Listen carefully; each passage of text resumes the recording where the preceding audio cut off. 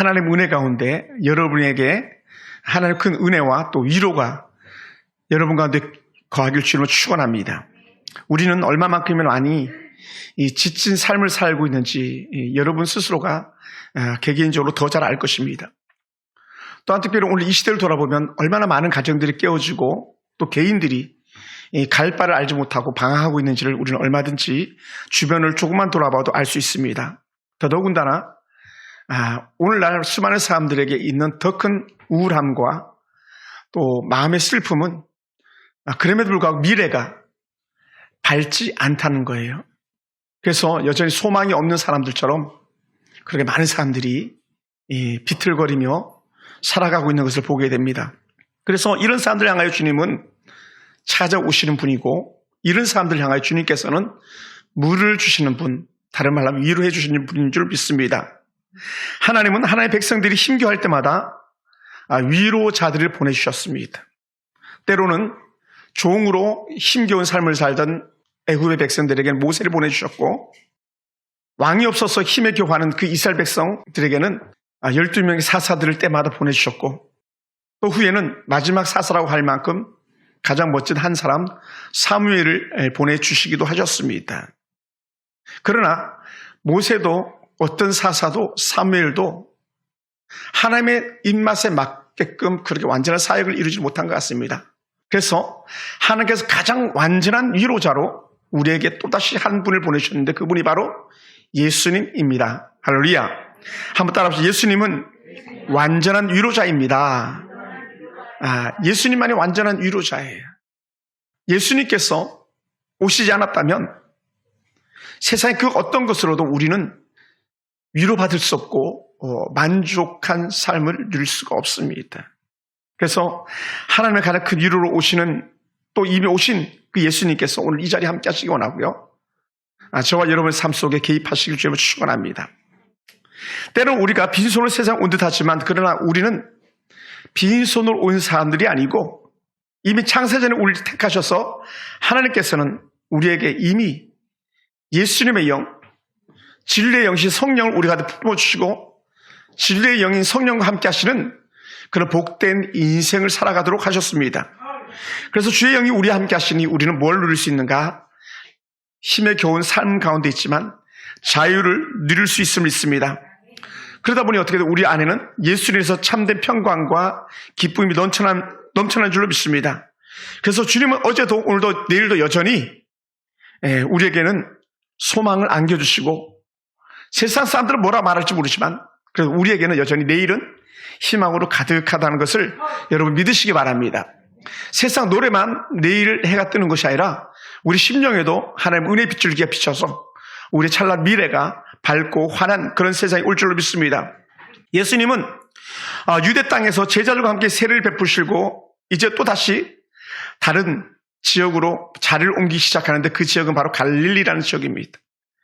갈릴리는 언제든지 예수님의 사역의 가장 큰 중심점이 되는 곳이고 그 갈릴리를 지나가시는 길에 예수님께서 잠깐 들르는데 사마리아를 지나가시게 되었습니다. 근데 이 사마리아에도 보면 유대인들의 땅이 아니었지만 그곳에 큰 명소가 있는데 그것이 뭐냐면 야곱의 우물입니다.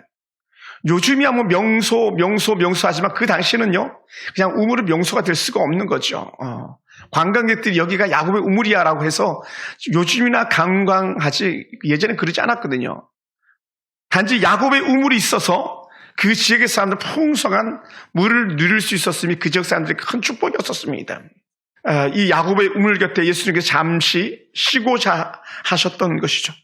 그리고는 좀 시간이 지난 이후에 한 여인이 나와가지고 물을 기를 때에 예수님께 그 여인과 함께 말씀을 나누는 부분이 오늘 우리가 읽었던 부분입니다.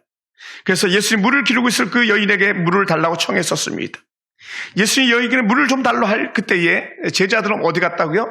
음식을 사기 위해서 마을로 들어가고 예수님과 여인 1대1로 만남을 갖고 있는 그런 중입니다. 실제로 야곱의 우물을 제가 예전에 이스라엘 갔을 때 한번 본 적이 있는데요. 야곱의 우물은요 동네와 상관없는 지역에 있더라고요.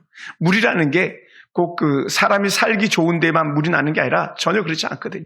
당시 제가 그 지역을 돌아봤을 때 그때 건기였기 때문에 그랬는지 모르겠지만 하천들도 다 말라버리고 골짜기도 다 말라버리고 물을 찾기 쉽지 않았습니다. 근데 물을 찾을 수 있는 유일한 곳이 있다면 바로 이 야곱의 우물이었었습니다. 야곱의 우물의 깊이가 대략 한 200m나 정도 된다 그랬어요. 그렇게 폭도 그렇게 넓진 않은데 물이 200m나 파들어가야만 물이 솟아나는데, 근데 중요한 게 뭡니까? 야곱의 우물이라는 것은 야곱이 썼던 그 물이 예수님 시대까지 여전히 그 물이 흘러서 솟아나고 있었다는 것이죠. 이게 그 지역에 큰 복이 되었습니다. 그러니 여인은 그 지역에서 좀 암울한 삶을 살고 있는 것 같지만 그 여인에게 희망이 있는 것이죠. 왜 희망이 있습니까? 야곱의 우물 곁에 그가 있었기 때문에 그렇습니다. 예수님께서 물을 퍼올려서 깃는 그 여인에게 물을 달라고 말씀하시죠. 예수님께서는 연약한 여인에게 물을 달라고 하고 계신 거예요. 우리 같으면 얼른 가서 물을 퍼다가 여인 주고 남는 걸로 우리가 마시고 이렇게 할 텐데요. 당시 유대인들이 사마리아 사람들에게 도움을 청한 것은 아주 매우 수치스러운 일입니다. 왜냐하면 사마리아 사람들은 상종치도 못하는 그런 사람들이었기 때문에 그렇습니다. 그러니 이런 상종치도 않는 사람에게, 그것도 여자에게 남자가 물을 달라 한다, 그것도 예수님께 물을 달라고 한다, 이거는요 사실은 일반적 유대인의 관점에서는 이해가 안 됩니다. 우리라면 이해될지 모르겠지만 유대인의 관점에서 이해되지 않는 그런 상황이시죠. 더군다나 이 여인과 예수님이 말을 섞는다. 여러분, 말을 섞는다는 게 무슨 말인지 아시지 않습니까? 이 유대인이 사마리아 사람과, 그것도 남자와 대화해도 문제거리가 되는데 여인과 대화를 나눈다, 이거 결코 쉽지 않은 그런 상황이라는 것이죠. 예수님께서는 어찌 보면은 아주 불편한 자리에 가신 것이죠.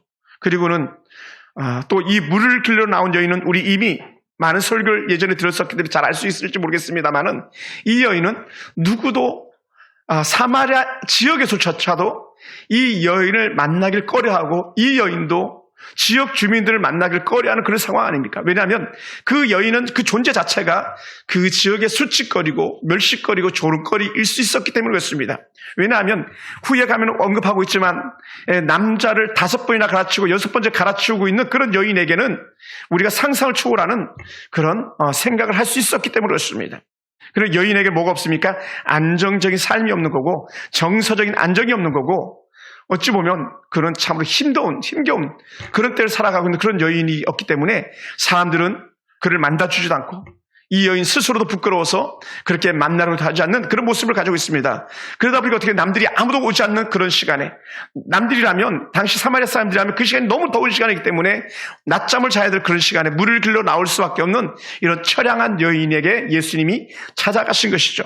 그리고는 예수님께서 이 여인에게 주신 영적 은혜를 가만히 보면 이 여인을 통해서 예수님은 정말 예수님이 이 땅에 왜 오셨는지를 드러내고 싶어하는 그런 본문들이 오늘 우리가 읽을 수 있는 본문들입니다. 또 특별히 오늘 예수님께서 만약에 제자들이 함께 있었거나 아니면 주변에 따라다니는 무리들이 혹 있었다면, 또 혹은 이런 사마리아 여인과 예수님께 깊은 대화를 하라고 정말 교제를 했던 것을 일반인들이 알게 된다면, 예를 들어서 어떤 사람, 바리새인이나 서기관이나 사두개인이나 또 대제사장이나 제사장들이 알았더라면 예수님께서는요 조롱거리가 될 수밖에 없습니다. 또 책망거리가 될 수밖에 없습니다. 종교 지도자들이 봤을 때 예수님께 사람들은 손가락질을 했었을 것입니다. 그러니 예수님께서는 이 우물가에 굳이 혼자 남아 계시는 것이나 그 여인에게 물을 달라는 것이나 그 여인에게 깊은 대화를 나누는 것 자체가 예수님께서는 사실은 충분히 꼬투리거리가 될 수 있었던 것이죠. 그런 가운데서도 예수님께서 굴하지 않고 예수님께서 이 땅에 오셨던 분명한 목적을 드러내고 계심을 믿으시기 바랍니다. 왜 예수님께서 굳이 그곳에 가셔야만 했겠는가라는 거죠. 그것은요, 이 여인의 삶 자체가 뭐라고요? 위로가 필요한 사람입니다. 인생의 목마름이 해결돼야 될 그런 사람이었습니다. 이 여인은 누군가가 자신을 바라봐 주길 원했고, 이 여인은 누군가가 자기에게 말을 걸어주길 원했던 그런 마음이 그에게 있었을 것입니다. 그러다 보니 어떻게 돼요? 예수님과 오랜 대화를 나눌 수 있었고, 예수님 오셔도 본질적 목적이었던 것처럼 그 여인의 영원한 목마름을 해결해 주시는 그런 은혜까지 나갈 수 있었습니다. 그래서 이 여인은 누군가가 나타나서 내 인생의 목마름을 물로 흠뻑 적셔주길 원했었습니다. 지금까지 그에게 다가오는 사람도 없었는데 여인은 또 누구에게 다가서려고 노력하지도 않았었지만 그럼에도 불구하고 그의 속에서는 나는 지금 대화가 필요하고 나는 누군가가 지금 내 마음을 만져주기 원해라는 그런 마음을 표현하지 않았지만 그걸 가지고 있는 것이죠. 왜요? 껍데기 가지고는 외형적인 거 가지고 우리가 잘 채워지지 않습니다. 남편을 여러 번 바꿔치고 또 때로 우리가 많은 물질을 가진다고 해서 우리의 만족이 채워지겠습니까? 그렇지 않는 것처럼 이 여인 역시도 마찬가지였었죠. 그러니 그 시대에 천덕꾸러기처럼 살아가는 이 여인에게 인생의 허무함과 또 우리가 볼 때 외형적으로는 안타까움을 금할 수가 없는데 그래서 예수님께서는 그 여인에게 찾아가신 것이죠. 그러다 보니 예수님은 어떤 분이야? 예수님은 보통 사람의 생각으로 사시는 분이 아니라는 거예요. 이런 여인에게 다가서셔서 물을 달라고 하셨는데 보통 사람이라면 물을 달라고 하지 않는다는 거예요. 그러니 보통 사람이라면 물을 달라고 하지 않는데 예수님께서는 물을 달라고 하시는 겁니다. 이게 차이예요. 다른 사람이라면 말을 걸지 않는데 예수님이기 때문에 말을 걸어주는 거예요. 만약에 세상 사람이라면 여러분 주의 성전에 올라오지 않는데 여러분이 하나님의 은혜 가운데 있기 때문에 주의 성전에 올라오신 줄로 믿습니다. 그러니 주께서 여러분을 찾아가시는 거죠. 또한 여러분이 그렇게 또 찾아오신 줄로 믿습니다. 이런 여인에게 예수님께서는 단순히 갈증을 이기지 못해서 물을 달라는 것이 아니라 그 여인의 분명한 필요를 아셨기 때문에 그 여인의 필요를 채워주기 위해서 그 여인에게 다가서셨고 물 좀 달라고 하신 줄 믿습니다. 사랑하는 성도 여러분, 예수님은요 말씀과 행동 하나하나에 반드시 절대적인 목적을 가지고 행동하시는 분이고 목적을 가지고 길을 가시는 분입니다. 그렇다면 오늘 이 여인과의 그 자연스러운 대화거리를 찾기 위해서 예수님께서 이곳에 왔다고 우리는 그래서 충분히 이해할 수 있습니다. 다른 말로 하면 이렇게 표현하는 거예요. 여인의 근본적인 문제를 해결하겠다. 예수는 이미 그 여인과의 과거, 여인의 현재, 여인의 미래를 다 내다보고 계셨던 것이죠. 그의 삶이 어땠는지를 예수님께서 이미 통찰하고 계셨던 것이죠. 또한 특별히 예수님은 이 여인이 남몰래 나와서 물을 깃고 있지만 그 남몰래 나올 수밖에 없는 그 처절한 심정을 예수님께서 알고 있었기 때문에 남들은 너에게 다가서지 않지만 나는 너에게 다가설 수 있으라고 손을 내밀어 주시는 그런 예수님의 모습을 우리 볼 수 있습니다. 사랑하는 성도 여러분, 예수님은요 그 어떤 사람들보다 더 우리의 심령을 잘 아시는 분입니다. 저는 여러분의 마음을 잘 모를 수도 있습니다. 저는 여러분의 생각을 잘 이해할 수도 없을지 모릅니다. 그런데 우리 주님께서는 여러분의 마음을 아시고 제가 때로 위로해 줄 수 없을 때에 여러분께서 하나님의 놀라운 은혜 가운데 큰 위로가 임하길 주님을 축원합니다. 할렐루야. 그래서 예수님은 그 여인을 만날 목적을 가지고 나와서 사람들이 햇볕던 그 여인에게 다가서셔서 그 여인의 넉넉한 필요를 채워주시는 그런 목적을 가지고 나오셨습니다. 거추장스러운 것, 불필요한 것 다 제거하고 여인과 독대하기를 원하시는 그런 모습을 이렇게 보게 됩니다. 그래서 예수님께서 물동이를 가지고 나온 여인을 보자마자 뭐라고요? 예수님께서 그에게 질문을 던지는 겁니다. 요청을 하는 겁니다. 물 좀 달라. 그리고 내가 주는 물을 먹는 자는 영원히 목마르지 않는다라는 그런 대화를 풀어나가기 시작합니다. 여러분, 이 여인이 예수님에 대해서 이미 유대인인 것을 알았기 때문에 어떻게 말합니까? 어찌하여 사마리아 여자인 나에게 물을 달라 하나이까라는 이런 질문을 할 수밖에 없었습니다. 지금 예수님의 행동에 당황한 여인의 질문이었던 것입니다. 그 당시 그 질문이 사실은 그 시대 모든 사람들의 질문일 수도 있었습니다. 이런 여인에게 예수님께서는 답변할 때 뭐라고 말합니까? 얘야, 물 달라고 하는 사람이 누구인 줄 알았다면 내가 그에게 구하였을 것이다. 그가 너에게 생수를 줬을 것이다 라고 말하는 거예요. 예수님께서 더 깊은 말씀하시는 거죠. 그 하나님의 선물을 달라고 했을 것이라고 말하는 그 선물은 바로 우리 하나님께서 주신 구원의 선물이고 또 물을 주는 그 이는 바로 예수님이라는 것을 예수님께서는 드러내 보이고 있습니다. 오늘 우리는 눈에 보이는 대로 말하고 눈에 보이는 대로 질문하고 눈에 보이는 대로 생각하기 쉽습니다만은 이 여인에게 예수님께서는 더 깊은 대화로 풀어가는데 눈에 보이지 않는 물, 눈에 보이지 않는 선물을 그에게 안겨주시기 원했던 것이죠. 여러분, 눈에 보이는 것이 전부가 아닌 줄 믿으시기 바랍니다. 오늘 여러분의 삶이 전부가 아닌 줄로 믿으시기 바랍니다. 그래서 이 여인이 예수님에게 던지는 질문은 뭡니까? 물을 기를 그릇도 없는데 당신 나에게 어떻게 물을 줄 수 있겠는가라고 하는 이런 질문을 던집니다. 그리고는 이 물은 어떤 물이냐? 이미 오래전부터 야곱 때부터 내려와서 짐승들도 마시던 우물인데 지금 이 우물보다 더한 것이 어디 있냐라고 하면서 이 물보다 더 좋은 물이 없습니다. 이렇게 얘기할 때 아니야, 그 물보다 더 좋은 물이 있어 라고 하면서 생수의 그런 듯이 예수님을 드러내고 있죠. 이런 질문에 예수님께서는 다시 한번 말씀합니다. 이것은요, 이사야 선지자의 말씀을 인용해서 하실 말씀이었었습니다. 예수님이 어떻게 말씀하셨습니까? 우리 13절 14절을 보면 이렇게 표현합니다. 이 물을 마시는 자마다 다시 목마르려니와. 그렇죠. 여러분, 육의 물은요, 마셔도 여전히 목마른 겁니다. 반면에 내가 주는 물을 마시는 자는 영원히 목마르지 아니하리니, 내가 주는 물은 그 속에서 영생하도록 솟아나는 샘물이 되리라라는 거예요. 영생수. 근데 이 말씀을 예수님께서 어떻게 하실 수 있었냐면, 사실은 이 말씀은 이미 700년 전에, 예수님 오시기 700년 전에 이사야라는 우리가 친숙한 그 선지자가 이미 하셨던 말씀입니다. 어떻게 말씀하셨냐면요, 이사야 58장 11절에 보면 이렇게 표현합니다. 여호와가 너를 항상 인도하여. 뭐라고요? 여호와가 너를 항상 인도하여. 어떤 시간이 아니라 꾸준히 계속 영원히 항상 인도하신다는 것이죠. 할렐루야. 여러분, 그러니까 항상 인도하신 하나님께서는요, 목마르지 않는 삶을 보장하신다는 것이죠. 더 나아가서 메마른 곳에서도 내 영혼을 만족해 하며, 여러분, 메마른 곳은요, 정말 먼지밖에 나지 않습니다. 저는 그런 땅을 밟아봤거든요. 푸석푸석 먼지밖에 안 나는. 그런데 그곳에서도 목마름을 해결하시는 분이 바로 우리 하나님이심을, 또 오늘 말씀하시는 예수님임을 갖다가 분명히 드러내고 있습니다. 더 나아가서요, 우리는 다 연약하다 말씀했지 않습니까? 근데 이사야 선지자가 뭐라 표현했냐면 이렇게 표현합니다. 내 뼈를 견고하게 하리니라는 뼈. 할렐루야.